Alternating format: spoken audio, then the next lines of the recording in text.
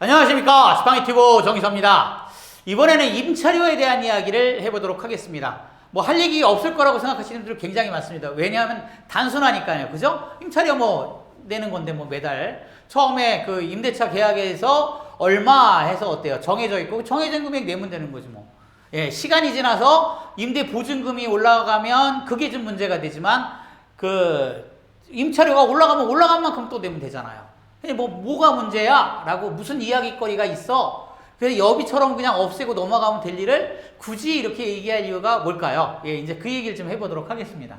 자, 임차료, 사무비, 운영비, 136번이 임차료죠. 차량비 밑에. 자, 건물, 토지 등을 빌리고 지불하는 돈, 즉 월세죠. 뭐 쉽게. 그냥 월세, 예, 우리말로, 편한 말로 이해하기 쉽게 월세인데, 이 월세는 어때요? 예, 생각할 게 뭐가 있을까요? 예, 가족 간의 임대차예요. 의외로 가족 간의 임대차가 꽤 있습니다. 예, 동생의 건물, 부모님의 건물, 자제분의 건물, 그러면 그러죠. 어쨌든 부부 간의 그 남편의 건물, 아내의 건물 뭐 이런 거. 이 가족 간의 임대차는 어떻게 하는 것이 좋을까요? 라는 질문이 의외로 많이 있습니다. 예, 가능하냐, 불가능하냐 하는 문제죠. 또 하나, 이걸 부당한 이득이 발생을 할 것 같은데 하는 것도 부당한 이득이 뭔데? 예, 없을 것 같죠? 그러니까 이 월세를 여기 개인 사업자잖아. 그래서 내가 이제 그 납부를 하는 거로 되니 이런 거에 대해서 내가 조금 이득을 받는데 이런 건 어떻게 해요? 라는 질문들이 있습니다, 의외로. 예, 그러니까 단순한 이 임차료도 장기간 기간이 굉장히 좀 독특하다 보니까 이야기거리가 생기는 거예요. 자, 먼저 이제 이 가족 간의 임대차.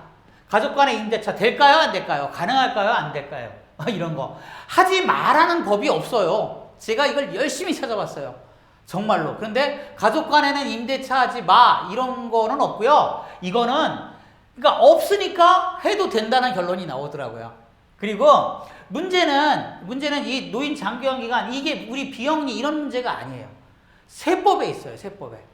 예, 그래서 세법을 제가 모르니까, 또 아는 거 모르는 걸 떠나서 제가 여기서 세법에 대한 이야기를 할 수는 없습니다. 왜? 뭐 얘기하는 건 상관없지만 거기에 대해서 이러쿵저러쿵 하는 건 세무사님들의 영역이니까 열심히 또 세무사님, 이제 저희 자문세무사도 많고 많잖아요.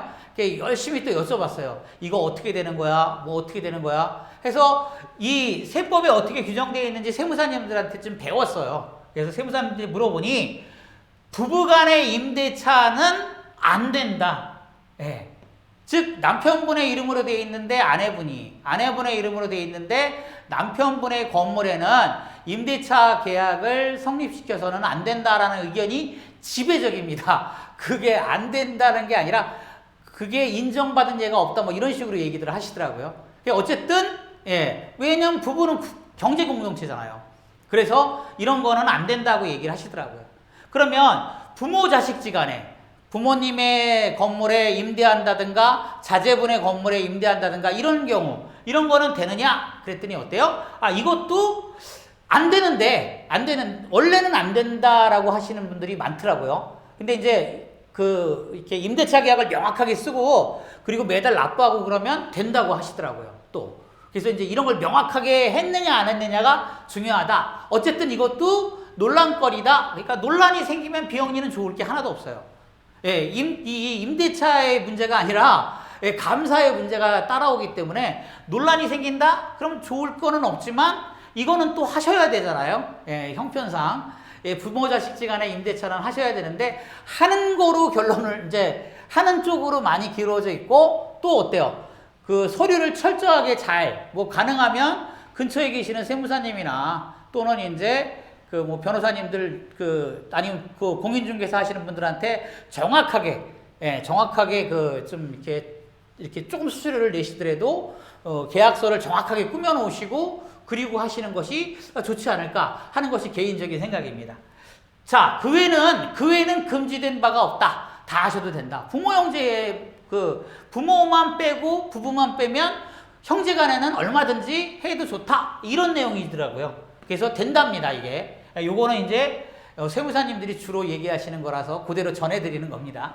자, 부당한 이득은 뭐가 있을까요? 예, 임차료의 문제죠.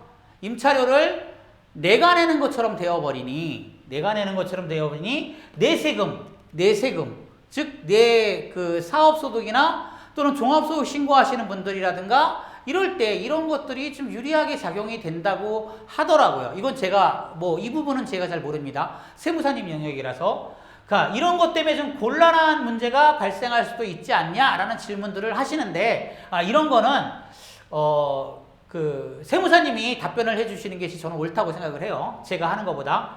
자, 그 다음에 이제, 임차료 범위에 대한 문제예요.